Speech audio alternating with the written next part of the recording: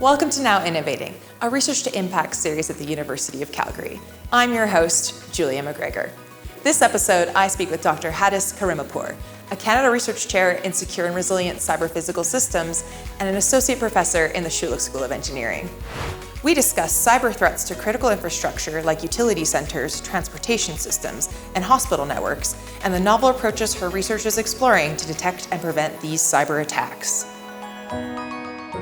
Hi Hadis, welcome to Now Innovating. Hi, thanks for the invitation. I'm so happy to have you here. I'm really excited to learn more about your area of expertise, which is cybersecurity and resilient systems. My reference, cyber threats related to digital systems, I think of phishing attempts, trying to get my bank information and stealing my personal information too. But could you share some examples for our audience really of cyber physical systems and the possible cyber threats that are facing them? So let me begin with some definition of the cyber physical system. What we call a cyber physical system is the integration of the digital technology and physical world. So these are vital systems that we rely on for our daily life, like energy centers, utility centers that deliver electricity to our home, transportation system that moves peoples and goods, or hospitals network that's obviously saving lots of lives. So these are vital and very important systems, but at the same time, they are very vulnerable and sensitive to cyber attack. What is the reason? The reason is that most of these critical infrastructure, they were designed 100 years ago with the assumption in mind that they will work in an isolated environment. They're not going to be connected to different systems. They're not going to be connected to internet. So with this assumption, these systems were built. But right now, we're jumping into digitalization. We are connecting all of them together to the internet and Internet of Things devices. And that makes them like a playground with lots of vulnerability for the cyber criminal to take advantages of it and launch different type of cyber attack. And we see lots of examples actually in real world. For example, for energy centers, we can see examples of false data injection attack when cyber criminals change the readings of the sensors and provide misleading information for the operator, and that will result in mismanaging the electricity flow, for example. Oh, wow. And in severe cases like Ukraine cyber attack, we can see widespread blackout and power outage. Yeah. And the same way for transportation system, for example, we have lots of smart traffic lights, we have autonomous vehicle, we have automated railway control, and all of these, if the readings of the sensor and measurement are attacked by integrity attacks, denial of service attack, any other type of attack, that can result in falsifying information that may cause accident, block emergency services, and lots of other basically damages to the system. Oh, wow. So as we're making ourselves more efficient, we're really just opening ourselves up to more vulnerabilities, I think, really. Yes, and yeah. people are aware of that. We're getting lots of advantages for moving toward this cyber physical system and in this digital era, but at the same time, it will bring lots of new challenges and risks for us. So we have to make sure that we address those challenges to be able to take advantages of the technology. Awesome. Thank you for that context and background. I really appreciate that for my own awareness too. Where do these these cyber criminals, these cyber threats, where are they mainly coming from? And how are they detected? They are coming from a variety of sources, actually. If I wanted to categorize them to three main categories, I would say the first one would be nation, state, or a sponsor type of attacker who are usually targeting critical infrastructure for a strategic gain. Okay. These are groups that are backed by the government support, so they are highly sophisticated and very well equipped. And that makes them very difficult, basically, to defend against them and protect ourselves against them, actually. The other group would be organized cyber criminals who are mainly motivated by financial gain, and they're working like professional enterprises with huge expertise and skills, and they usually rely on the black market tools. And the last one I would say are insider threat. They poses unique risks because of their legitimate access to the system.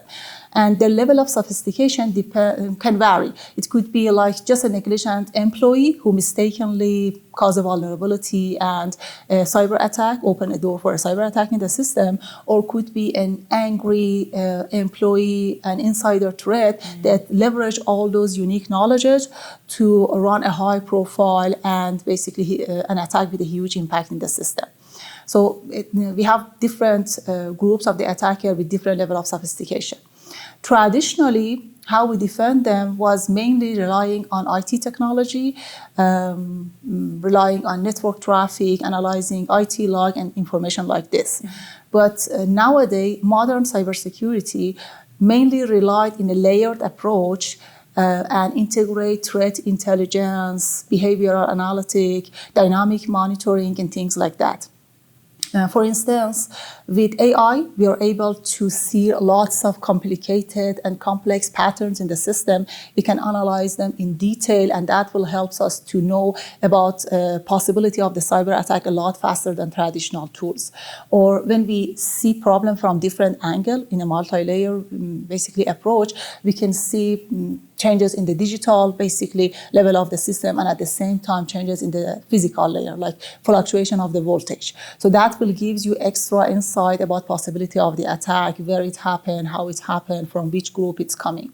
And when we use threat intelligence, which means different organization, government, industry, collaborate to share all the available data about the possible threat, group of attackers and things like that, that again will give us extra source of information to be prepared to defend against the attacker. So combination of all of these is the approach that we most of the organization take these days. But how effective are these? It totally depends on the level of the sophistication of the attacker and the defense mechanism. Oh my goodness. There's something I didn't realize there was like 3 categories of like cyber threats. Mainly you can categorize them, but if you want to break it down, you can go to lots of other categories, but broadly it can be categorized. Where does the dark web fit into this? Yeah, dark web is basically the platform, let's say, that provides lots of tools and algorithms that cyber criminal maybe buy or sell. For example, when most of the time when there are a group of cyber criminal that launch a ransomware attack, they get the data and they threaten basically the people that we will sell this data in the dark web. And there are lots of other criminal groups that might have better resources or better motivation to get access to those data and misuse those data. So it's a platform for people that illegally share information. It could be software, could be data, could be different tools, anything that you cannot buy legally in other websites or platforms. So I was really excited that we did have the opportunity to visit your lab, the Smart Cyber Physical Lab, and we heard from your graduate students, your postdocs, about the research that they're doing under your direction.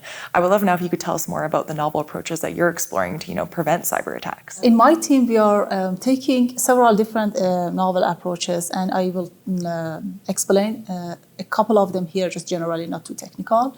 One of them would be what I call AI-driven defense mechanism, predictive defense actually. And how it works, traditionally, cybersecurity tools raise an alarm after an attack happened in the system. But what we will do in our approach is that we are flipping that basically techniques, and we wanted to predict the attack before it happens in the system.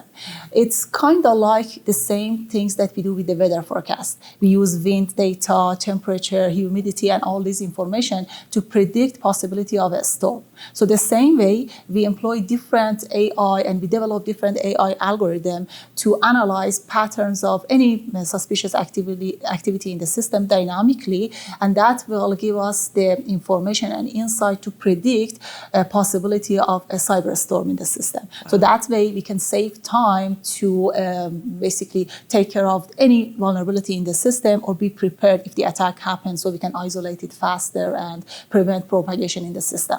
That's really cool. That makes me think of the movie Minority Report, seeing the future of the attack. Yeah, exactly. So the other approach is quantum resilient cybersecurity. We know that in the quantum era, with the power of the quantum computer, all the strong encryption key can be can break in minutes. And that means it will pose huge risks to financial institutions, critical infrastructure, energy grids, and many more systems. It's like that right now, some somehow with all the security tools that we have a wall with a strong encryption tool that we have. We have a wall in front of cyber criminals, so not everyone can pass through it and come and attack the systems. But when encryption is gone, we don't have that wall. So we will have huge number of the attack that makes it more difficult to deal with, even with strong AI tools. So what we are doing in my research is that we're also trying to ensure that our cybersecurity tools are resilient in the quantum era. The other approach that we take is that we study to see how quantum theorems like entanglement, superposition, and things like that can result in subtle changes in the data that can trick AI model, because we rely on AI for cybersecurity. So if tricking AI model is easy in the quantum era, that means we cannot trust the AI, and that creates a world of chaos. So we use those insights to ensure about the security of the AI model as well. And with these combination, we are trying to ensure that we are safe and secure also in the quantum era. And finally, the other thing that we consider is that we will consider the human dimension of the cybersecurity. Most of the time, people focus in the technology. It's like we just have to develop a strong technology. But humans are always an important element and aspects in cybersecurity. They can make mistakes under stress, fatigue, or when they are misled by misinformation. And cyber criminals know that, and they exploit it for phishing campaign, developing different phishing campaign and email through deepfake profile, social engineering, and different things like that. So what we do is that we take advantages of cognitive AI tools that analyze human behavior, and we are trying to see how we can help people under stress and under pressure to make sure that our tools can detect signs of stress, fatigue, and things like that, or can adaptively support people under stress and pressure to avoid mistakes during the critical scenario like under cyber attack. So by considering this human dimension, we ensure that our solution is more complete, because we believe that cybersecurity is not just about having a strong technology, but it's about protecting and safeguarding the peoples and gaining the trust of the people who rely on those technology.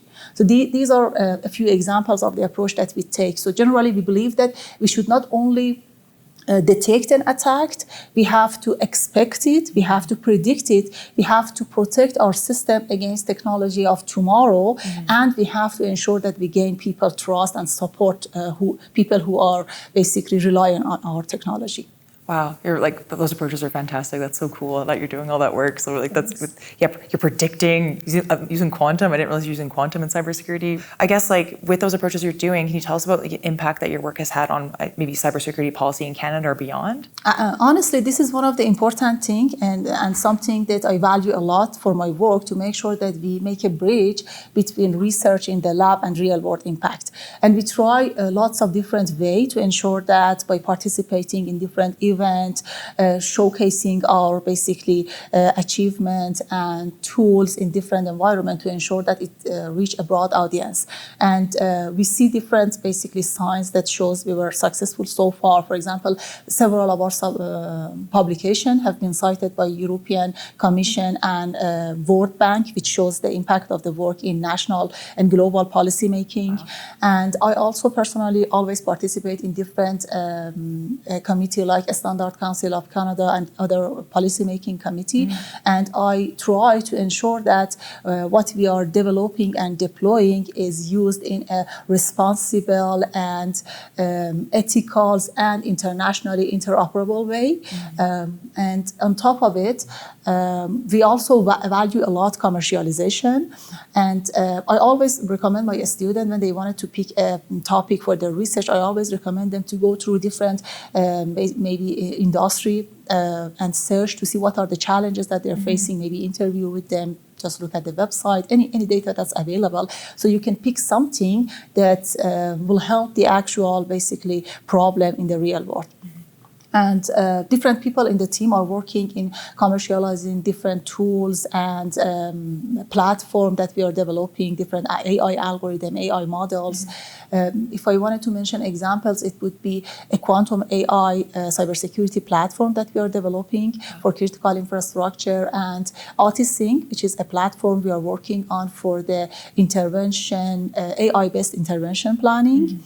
And on top of these efforts that we take toward commercialization, we're also working with different industry partners, from utility center to insurance firms. And we try to make sure that what we are developing as AI-based cybersecurity tools will be implemented in the real operational environment. So with this dual kind of commercialization and industry collaboration, we are trying to ensure that our work has both societal impact through increasing resilience of the cyber-physical system and economic impact by bringing innovation to the market. Well, I love when you said, focusing your research to impact, because like that's what this show is all about. So I'm so happy that you're a guest on here and sharing all this. It's fantastic, that work you're doing. And that's really cool with the commercialization piece. I didn't know you were working on that. Yeah, it's really difficult. Actually, that's one of the challenges when it comes to research, because we don't have that much of funding to focus on the commercialization. And we always rely on the funding.